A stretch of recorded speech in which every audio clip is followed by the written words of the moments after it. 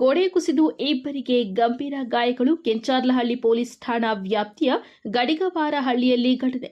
ನಿರ್ಮಾಣ ಹಂತದಲ್ಲಿ ಇರುವ ಮನೆಯ ಗೋಡೆ ಕುಸಿದು ಇಬ್ಬರಿಗೆ ಗಂಭೀರ ಗಾಯಗಳಾಗಿ ಆಸ್ಪತ್ರೆಗೆ ದಾಖಲಾಗಿರುವ ಘಟನೆ ಕೆಂಚಾರ್ಲಹಳ್ಳಿ ಪೊಲೀಸ್ ಠಾಣಾ ವ್ಯಾಪ್ತಿಯ ಗಡಿಗವಾರಹಳ್ಳಿ ಗ್ರಾಮದಲ್ಲಿ ಇಂದು ಬೆಳಗಿನ ಜಾವ ನಡೆದಿದೆ.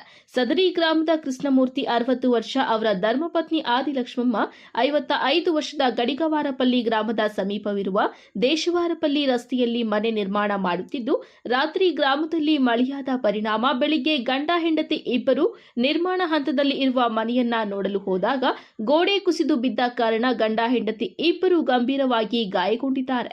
ಕೂಡಲೇ ಅವರನ್ನ ಚಿಂತಾಮಣಿ ನಗರದ ಸರ್ಕಾರಿ ಆಸ್ಪತ್ರೆಗೆ ದಾಖಲಿಸಲಾಗಿದ್ದು, ಪ್ರಥಮ ಚಿಕಿತ್ಸೆ ಇಲ್ಲಿ ಪಡೆದ ನಂತರ ಬೆಂಗಳೂರು ಆಸ್ಪತ್ರೆಗೆ ರವಾನಿಸಲಾಗಿದೆ ಎಂದು ಗೊತ್ತಾಗಿದೆ.